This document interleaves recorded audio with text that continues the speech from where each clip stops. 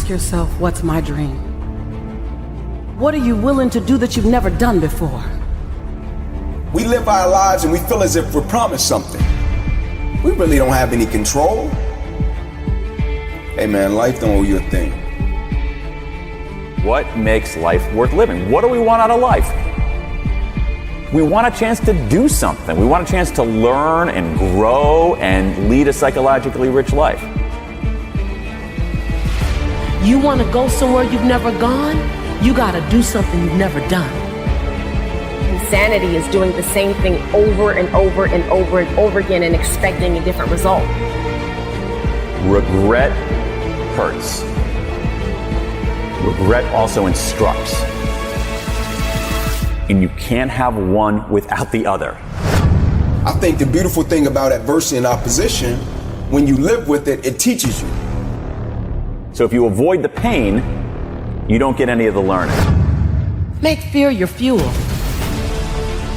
The things that seem to hurt you and make you feel like you can't put one step in front of the other, it's just something that's going to happen to make you stronger. It might take time. Grasp onto that hope with everything that you have and know that this too shall pass. The easiest thing in the world to do is to be negative. Easiest thing in the world to do is complain. Easiest thing in the world to do is to quit. That's easy. It's always a lesson. It's always a blessing. It's up to us to extract it. Attitude is a small thing that we often underestimate, but we really can control that. You are the author of your autobiography. You write the story of your life. No one can write your financial story. No one can write your spiritual story. No one can write your emotional story but you. What are you willing to do that you've never done before? It's going to cost you more time than you thought you'd have. It's going to cost you some friends who couldn't make the entire journey with you. It's going to cost you something. Because sometimes good people go through some crazy stuff. People are losing hope and they feel like their runway is too short. But I realized that I had to put one step in front of the other and I had to take it one day at a time.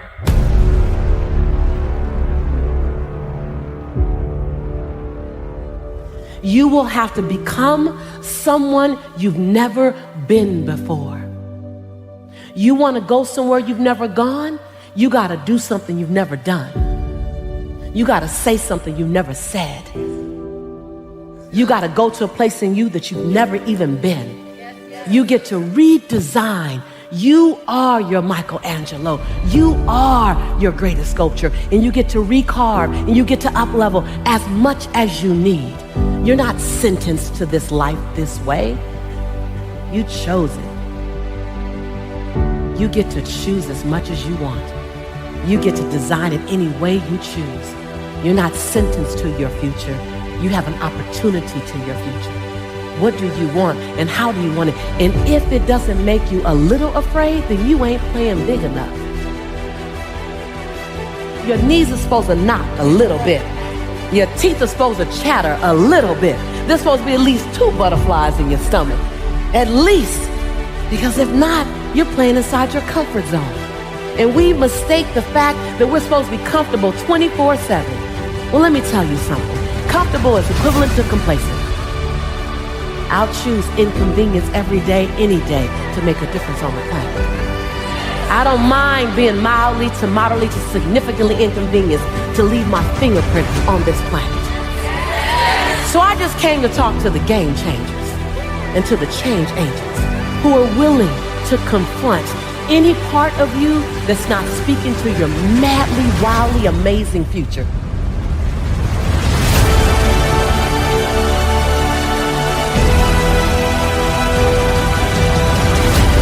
I stand here in my greatness. I own my light. I own my brilliance. I am bold. I am courageous. I'm perfect in my imperfection. This is my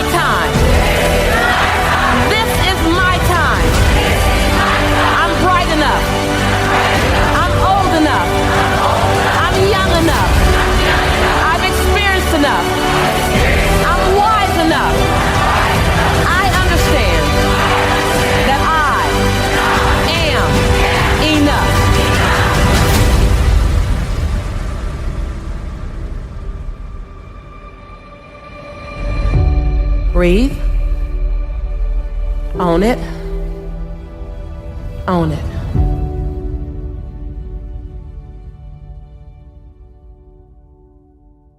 Ask yourself, what's my dream? What's my dream?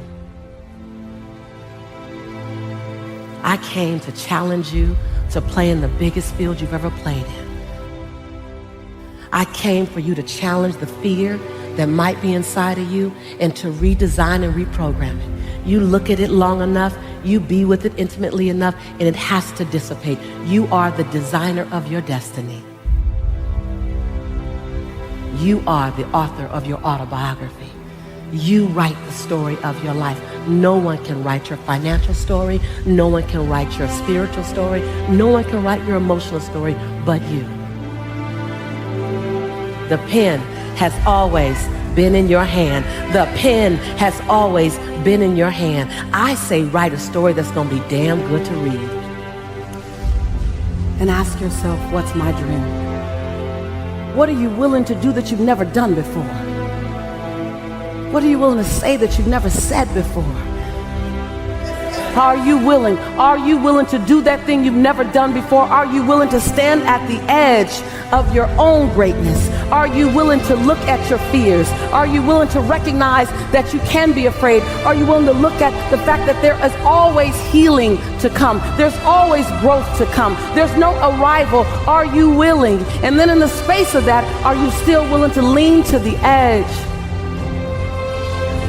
Feel the breeze of possibility, not knowing if you will fly or fall. Are you willing? Are you willing to not quite know what's there, but that something is there is greater than you? Are you willing to say, my life has to make a huge difference? You've heard me say this before, that there's a birthday and a transition day, and in between that is all the opportunity in the world. That's that dash that says, are you willing to disrupt my life? You're not here. You're not put here to leave my life calm. You're here to be a disruption for my life. You're here to cause me to want to be someone I've never been, do something I've never done because you crossed my path. Are you willing to show me that greatness? I'll get to it tomorrow. I'm like, who promised you that? Because life changes so quick. We live our lives and we feel as if we're promised something. We really don't have any control. We can control what we possess: emotions, attitude, thought process, perspective, how we speak, how we respond. But just life in general, we have no control of that. But it's so many parts of the injury that shaped my perspective. It was almost surreal. Your career's probably over. Your arm and hand will probably never be the same again. Hey man, life don't owe you a thing. Everybody done been through something. Everybody's gonna encounter something. I think the beautiful thing about adversity and opposition, when you live with it, it teaches you. If you're open to it. Easiest thing in the world to do is to be negative. Easiest thing in the world to do is complain. Easiest thing in the world to do is to quit. That's easy. It's moments like that you remember that shape and mold you as a person as you go throughout life. And I think we all have them, right? We all have these moments, right? Whether it be humility moments, whether it be, moments that keep us grounded. It's just we choose sometimes to forget them. And for all of us, we're going to encounter those defining moments in our lives, right, to where it's going to hurt. It's always a lesson. It's always a blessing. It's up to us to extract it. Attitude drives performance. So that's the key to life. I think sometimes when things don't go our way, the quote says it. You judge the true character and caliber of a person not by where they stand in times of comfort and convenience. You judge the true character and caliber of a person by where they stand in times of challenge and controversy. But when things go wrong, things don't go the way you want them to, they don't unfold the way you want them to, who are you? Because that's the true test of who you are as a person. That's your true character. Everybody is going to smile when the sun's shining, man. But the song says it. Can you stand the rain, baby? Attitude is a small thing that we often underestimate, but we really can control that.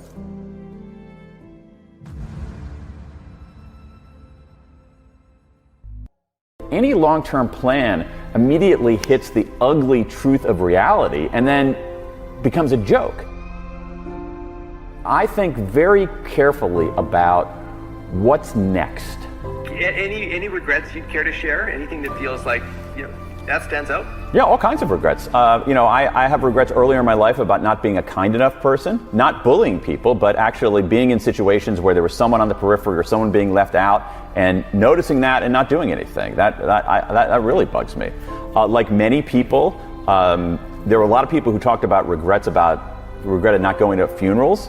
And there's one funeral that I'm thinking of, a guy who I worked with. I wasn't like a close friend, but I didn't go to his funeral because I was like really busy that day, and I still regret that. So that's a smaller one. For the folks who are interested in careers, which is a lot of your audience, I know, one of my favorite techniques is what Tina Seelig at Stanford University calls a failure resume. Like, I've made a failure resume, a list of all of my setbacks and mistakes and blunders, and you list all those. Have you done it? Hell yeah. You list all those, and then you think about, like, what did you learn from that, and then how can you apply it going forward? And so again, for me, you can't spend a few years on a topic without it changing you, particularly a topic with such emotional freight as regret. But the idea that you should never look backward on your life and say, oh, I wish I had done things differently, is actually a terrible blueprint for living. And I think one of the problems is, especially in North America, is that we're a little over-indexed on positivity. Positive emotions are incredibly important, and they should outnumber our negative emotions, but we need some negative emotions because they instruct us. And our most prominent negative emotion is regret. And because regret teaches us, it instructs us, it clarifies us, it clarifies what we should be doing and how we should be doing it. And so we need to understand how to deal with our negative emotions. We can't ignore them like no regrets. We can't wallow in them like, oh my God, it's so terrible, I'm such an awful person. So among the misunderstandings are, we think that when we experience regret, it's somehow an aberration, when in fact, everybody experiences regret. Regret makes us human. Regret is part of the human condition. What's more, we think that regret makes us weaker, when in fact, the research shows that, done right, regret can make us stronger, that we can enlist our regrets as an engine for forward progress. I come into my junior year, and I'm about to get exactly what I want. About to get this thing called NFL. 10 games away from this dream. This thing that I've been working for my whole life. My whole life is dedicated to this one game. I got the paperwork that states I'm about to be an NFL draft pick. NFL on top of the paper. Inky Johnson projected top 30, automatic multi-millionaire. Now all you have to do, the hard part's over. Just play the next 10 football games, Ink. You made it. And I go out in a silly game against Air Force, 2 minutes left, and I go to make a tackle that I can make with my eyes closed. And when I hit him, every breath in my body left. My body goes completely limp. I fall to the ground, I blacked out, my eyes open. I'm still not, too concerned, because it's football. When my eyes open, guys run over, Ink, let's rock, man, let's go, let's finish him off. And I'm like, I can't. I said, I can't move. It's a shock, neck to my toes, I can't feel anything. Shock leaves, it stays in my right arm and hand. I'm like, maybe I got a bad stinger. They put me on the spine board, wheeling me off the field. Doctor says to me as he's walking beside me, I don't know how you're still alive, son, you don't have any pulse. We get to the ambulance. My father's standing there. I'm like, Pops, I laid it on him, right? I put it on him, right? My dad's like, yeah, but I think you got the worst part of this one, E. Doctor say, we're going to take you over, run a couple tests, bring you back into the room. Everything will be cool. They run the test. They bring me back into the room. Mom comes in, kisses, prays. Son, you'll be fine. Doctors rush in. Head boy says, hey, man, got to rush him back to surgery. He's about to die. If we don't perform this surgery tonight, I guarantee you, you won't be here in the morning. And now the thing I placed my identity in, now it was gone. That's why I laugh at people when they say, man, if I could just get this, I'll be. Man, if I could just get this position, I'll be. Woo! Man, if I could just get this amount of money, I'll be. I'm like, woo. But what happens even if you get it or you don't get it? Like, do you have the ability to accept what you don't understand? Can you handle when things get off course? I'm sitting there and I'm thinking, like, man, I'm 8 games away and God is redirecting me. And I'm like, God, just let me get to the NFL, then redirect me. Like, let me get the contract, then redirect me so I can help my family. And I thought it was over after football got redirected. My life got redirected 2, 3 more times before I even fell into my purpose and my mission and what I was supposed to be doing. It got redirected 2, 3 more times. I'm thinking I'm gonna be a coach. Just like every guy when he finishes the game, and I'll just coach. But people keep coming to me, telling me, speak, Inky, you need to speak. And I'm like, I'm not speaking. Everybody got a story. That's how I view life. Everybody done been through something, right? Everybody's gonna encounter something. And so I never looked at speaking, sharing. I never was the guy like, oh man, this happened to me, let me go share with the world. I was like, nah, Ink, figure it out. Like, pick up the pieces, move forward, and figure it out. And so when people would say this, I would be like, nah, I'm not trying to speak. Like, I don't want to speak. The things we go through in life, man, they're not just for us, right? Once we get to a place of peace and we figure out how to deal with it, it's our responsibility to go out and share that. Right. It's like not before the world all the time, but just to share it. Because other people go through things, right? Other people are fighting. Just go out and share it. And it was the first time I had got hit with something to where I pondered it, right? To where I was like, you make a nice point. And I was getting invitations to speak at the time, school assembly, you know. I got the same feeling that I was getting in the tunnel, right? And I'll never forget when I got it, I felt it and I captured it. I spoke, did well, got home, and I'll never forget thinking like, man, like, I might need to be more intentional about this. When we go through things in life, the first thing we try to do is understand it. I'm like, nah, man, some things you're gonna go through, it's gonna be so tough, you're not gonna understand it right away. Just survive it.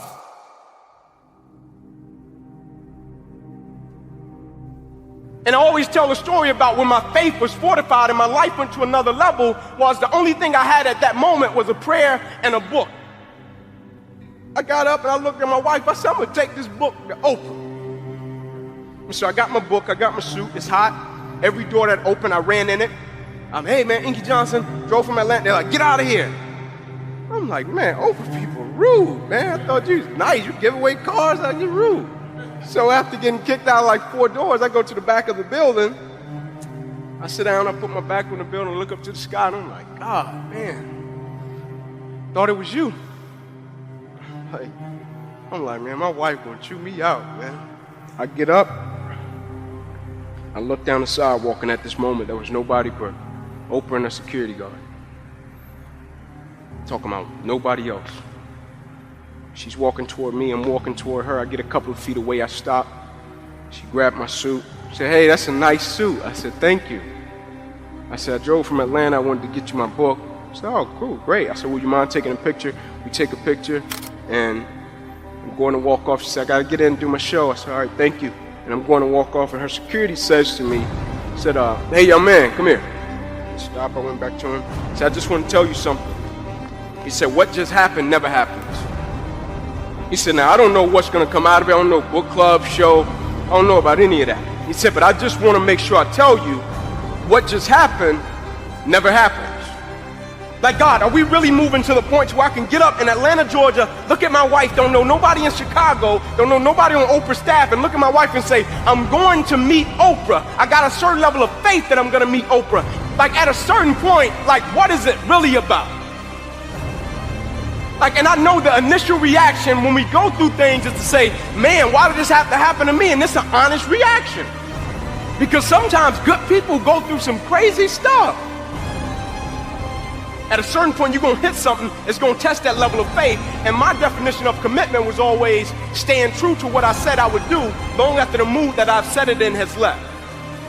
Like, am I going to stay true to my beliefs and my core and my essence of who I am as an individual, even if I get a paralyzed right arm and hand? Am I going to stay true to it, even if my little career that I thought I was going to have disappears? Am I going to stay true to it, even if one day I'm in a football game, the thing I love to do, the thing I have been practicing my whole life, and in one moment it gets wiped out? Am I going to stay true to it? Somebody comes up to me almost every week and say, like, be honest, like, you said you wouldn't change what happened to you.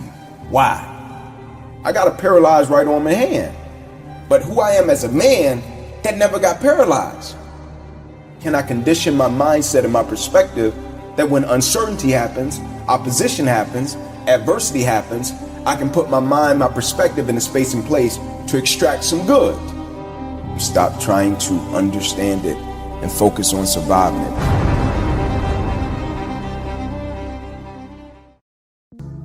This is important. In some ways, it's central. Regret hurts. There's no question about that. But here's the thing. Regret also instructs, and you can't have one without the other.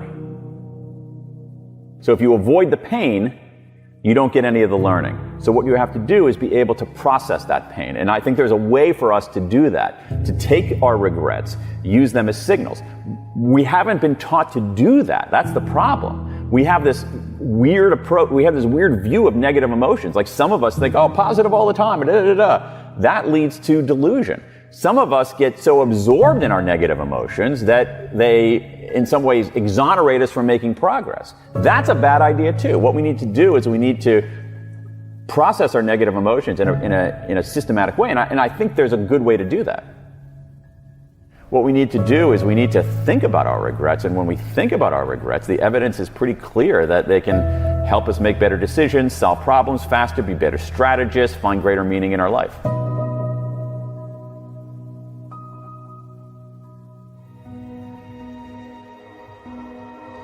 What I had this giant database of regrets, and I would look on my computer screen and see them listed there. And you know what? It wasn't that much of a downer, because I felt like people were trying to make sense of it. There's some interesting research on this. One of the things that we think about disclosure of our vulnerabilities and our setbacks and so forth is that people will like us less. And in fact, they actually like us more when we do that. And so I actually had a lot of respect for people willing to disclose and willing to explain. And I felt like I was actually helping them make sense of this regret. So it wasn't that much of a downer.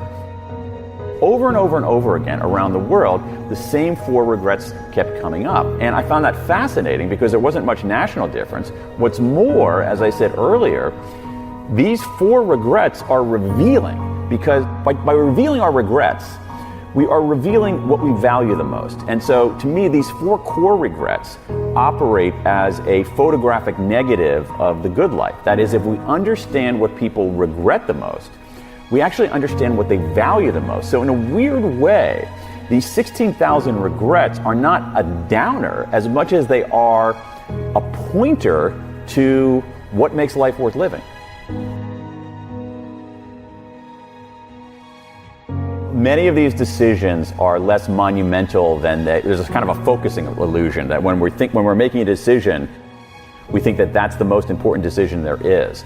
And so for me, I think a tool is to make decisions for fundamental reasons rather than instrumental reasons, which goes to what you were talking about before about careers as a line.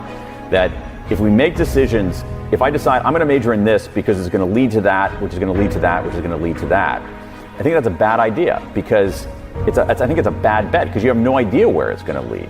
If you major in something because you like it, because it's interesting, because you find it compelling, major in that because you're going to learn a lot, you're going to do really well, and you have no idea where it's going to lead. And so, the reason that I like making decisions for fundamental reasons rather than instrumental reasons is not because I have this noble view of the world, is that instrumental reasons don't work because the world is so complicated. So you're better off just making decisions for fundamental reasons, doing things you care about that are meaningful and that contribute, and being alert to opportunity along the way, recognizing that, as you said earlier, that the path is not a path, it's the opposite of a line. It's a messy, three-dimensional squiggle. To you, to the person who's feeling like there's no hope, that you can't see a way out of your current situation or circumstance, I want to say first that I'm sorry that you're going through whatever trial it is that you're going through right now. It's not fair and you don't deserve it. But there is hope on the other side of this trial. I want you to think about those feelings, those times where you felt happiness, where you felt joy, where you experienced love in a way that you never thought you'd be able to experience. And I want you to hold on to those moments and think about your future and think about having those moments of love and joy and laughter and peace again. And I want you to know that right now, it's just a trial. It's just a test. The things that seem to hurt you and make you feel like you can't put one step in front of the other, it's just something that's going to happen to make you stronger. You don't have to get from how you're feeling right now to immediate joy and laughter. It might take time. But all I'm asking you to do is put one foot in front of the other and grasp onto that hope with everything that you have and know that this too shall pass. I'm rooting for you. When you think about, what you want out of life, where you want to make your mark, you have to start figuring out who you are. And so my first step is always to figure out who you are. Where can you be great?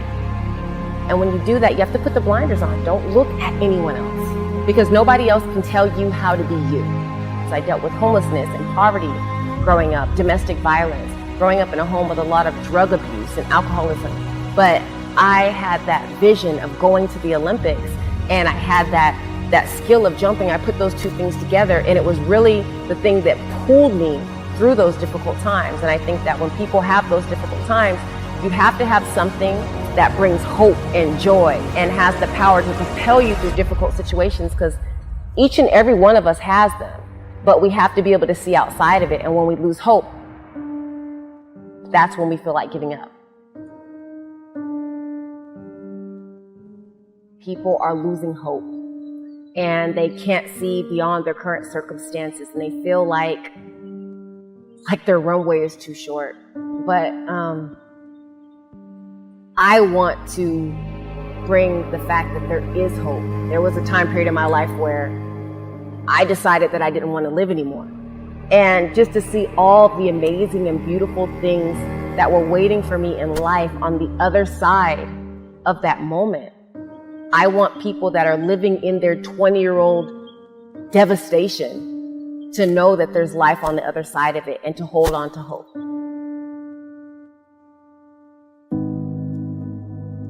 The final 3 Olympics, every time you competed, you had just had a baby. What was that like? I mean, it blows my mind to even think about it. I love what that journey in life looks like and what it takes, but I can only imagine what it takes as an athlete. Can you walk us into what it was like for your body preparing after just giving birth? So your body completely changes after you have kids. I remember after having my first child, my ankles were so weak and I needed to be able to put a tremendous amount of torque and force into the ground to be able to high jump. And I remember having to take it one step at a time. And I think that whenever we're at a certain level and for whatever reason we get knocked down, we just want to get back to that level so quickly. But we forget the process of being patient with ourselves and being very meticulous and strategic towards getting back towards where we want to go, that we could injure ourselves or we put ourselves through a lot of mental anguish. And so for me, it was no different. I wanted to put myself through that mental anguish. And I had just jumped one of the best jumps in American history. And yet now I'm struggling to jump a height that I cleared my freshman year of high school. But I realized that I had to put one step in front of the other, and I had to take it one day at a time. And by being consistent, I eventually was able to jump higher and get to the point where I qualified for the Olympic trials, and then I qualified for the Olympic Games. But I learned throughout that process. And a lot of people say hindsight is 20/20 vision. And they say it in a negative way, like, oh, hindsight is 20/20 vision. But it's the reality that you could take that 20/20 vision, apply it to the next time, and do it again without falling into the bear traps. And that's what I did from one Olympics to the next. I figured out a process that worked. Another saying that I love is that insanity is doing the same thing over and over and over and over again and expecting a different result. But they also say that quote in a negative connotation. The reality is there's a positive aspect to it. If you're doing things right, you get amazing results. You put in that recipe time and time again. It would be insanity to expect to get anything less than success. And so once I figured out what works, I keep doing it. My weight sheet is exactly the same as it was when I was in college. My training, I kept everything the same because I know it works. That is cool. Flipping that insanity quote and using that, as almost a formula to success. That is cool. If I fast forward, so you've been to 4 Olympics, you're preparing for 2020. 2019, you get a devastating diagnosis, and it changes your world. Can you let us know about what that diagnosis was?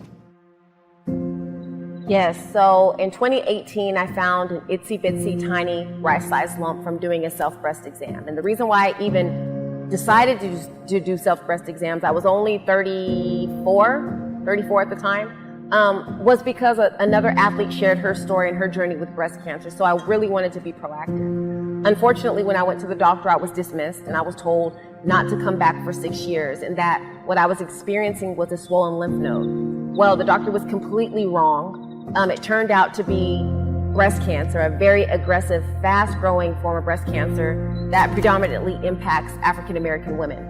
And when I started learning the statistics about breast cancer and how impactful it is, that it could be as much as 1 in 8 here within the States that will be impacted with breast cancer in their lifetime, I was shocked and I was devastated. And being a mother that I thought that I had my whole life in front of me, now facing a diagnosis where I could die soon, my heart broke.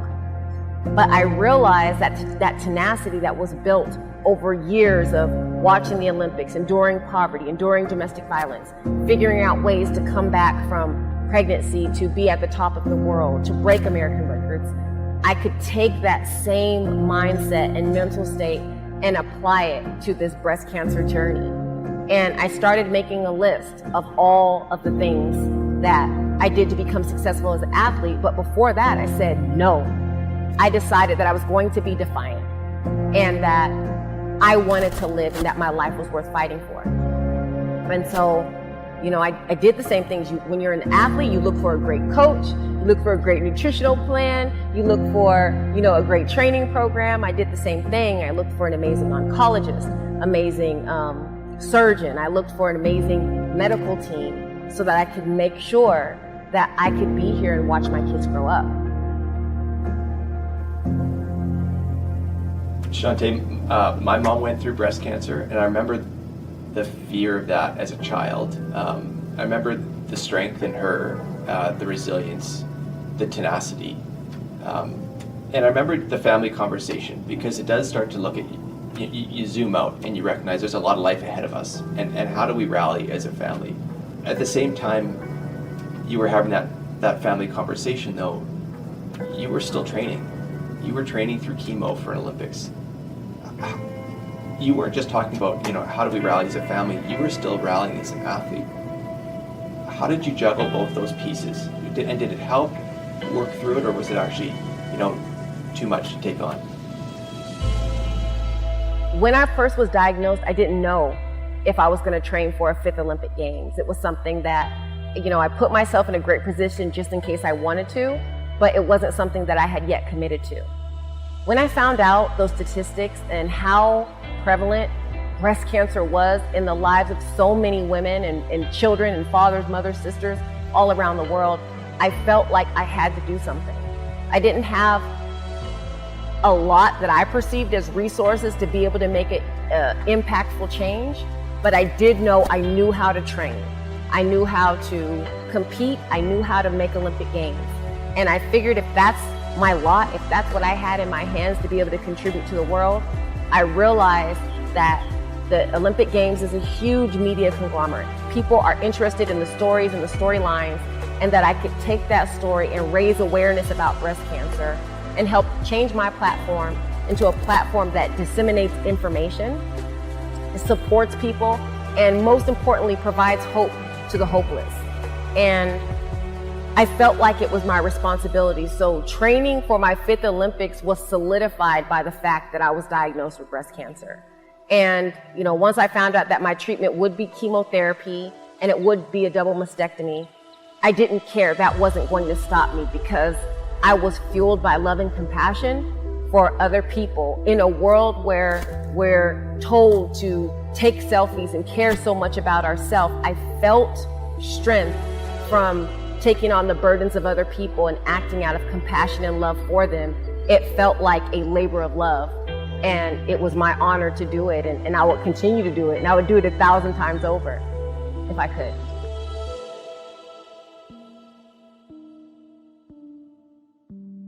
What would you tell yourself as a 20-year-old? To not worry so much. I worried so much and paid so much attention to things that were not important. Family, love, friendships, experiences, and being able to be of service to one another.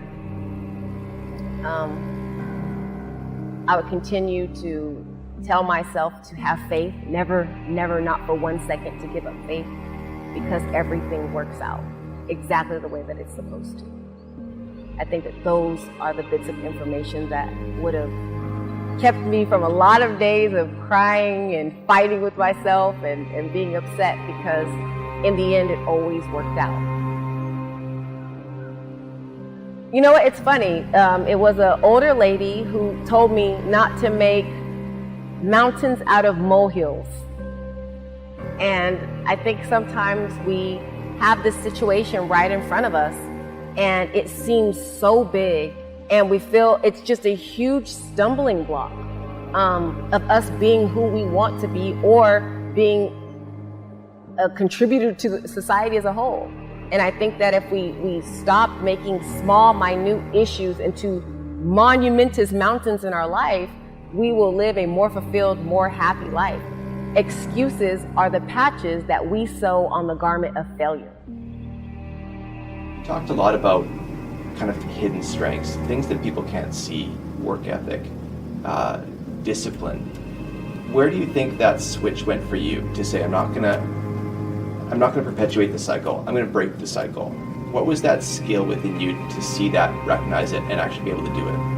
It's funny, I think when I was young, I had a strong sense of mind, body, and spirit. And I realized that nobody could influence my thoughts in my own mind. And I have this thing that says, you grow the seeds and kill the weeds. And so the things that brought me joy or brought me peace or brought me a sense of normalcy that sparked hope inside of me, I would fuel those things with the things that I said, the books that I read, the movies that I watched. I would really find ways to fuel those. But then when there was that negativity where people would say, do you know the odds of making it to the Olympics? Do you know the odds of this and the odds of that? I would immediately take that information that I had and refute that in my own mind. And, faith was a huge part of my upbringing, just being able to go to church with my grandmother and feel like there's something bigger than myself that would help lead and guide me out of some turbulent situations. I realized that all three of those areas of my life had to be good in order for me to be good. And I think that, you know, with everything that we've went through with the COVID-19 pandemic, it's shined a huge light on the people that are living in households of domestic violence and abuse. It's made it inherently clear that there is a huge gap in the wealth distribution amongst people, and that some people are falling behind. And I think that it takes education and learning how to strengthen yourself, mind, body, and spirit to be able to weather these turbulent times. And so I think that's why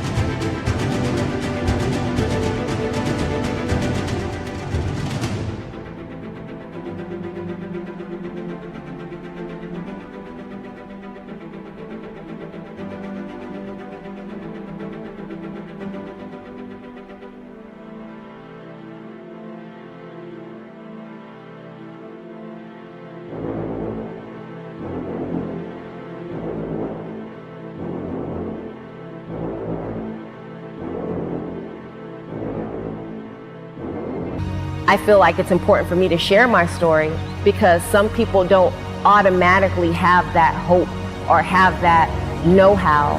And being an athlete, coming through my own turbulent situations, I feel like I have like 20, 30 years of experience in this realm that could really help people. And I feel like it's my duty to do so.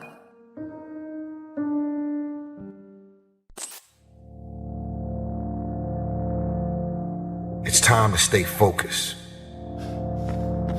Why are you so antisocial? Because I'm trying to get it. Why are you staying on the basketball court so much? Because I'm trying to get it. Why are you out there practicing in the hot sun when ain't nobody else out there? Because I'm trying to get it. Pain is temporary. I've been trying to get that into your spirit. I've been trying to get you to celebrate pain.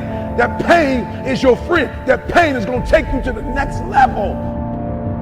Remember, just because something's never been done before doesn't mean it can't be done. It just means we haven't figured out a pathway on how to get it done, and we will get it done. This is it right here. This is that moment that you got to work. This is that moment when you got to push. There is no weakness in the place of business. Think about your end goal. Think about what it's going to look like. Picture it in your mind. See yourself already there. Stop praying that the storm will pass over you and pray to grow through the storm. What you go through, you will grow through. You simply have to give it everything you have to get it. You need to shut down all negativity and frankly not give a shit what others say and think. You're going to do what you've been called to do. You're going to be what you called to be. You're going to have, and you're going to prove to everybody that tried to break you, you're going to prove them wrong. Everybody that tried to stop you, everybody that tried to kill your dreams, you're going to prove all of them wrong. I don't care what the adversity has been, you have two choices. You can be unforgiving, bitter, angry, upset, and be a carrier of grief, or you can choose resilience. If you truly want to make change, if you truly want that greatness, you got to work hard. You got to dig a little bit deeper. You got to find it. You want to test my resolve. You want to test my ability to go to limit. You want to see where his world ends and mine begins. This ain't no fucking game. This is my motherfucking lifestyle, son.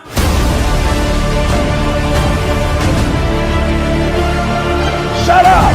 You talk entirely too much about your dream. You talk too much about your goals. Say it once, say it twice, no more than 3 times, and get to work. You already know what it feels like to quit, to throw in the towel, to sit on the couch. Do you know what it's like to give everything that you have and push and persevere You got to make the opportunity happen. You got to be fired up. You got to be hungry for it. You got to have the desire to push yourself. Are you hearing me? Work, work, work, work. Grind, grind, grind, grind.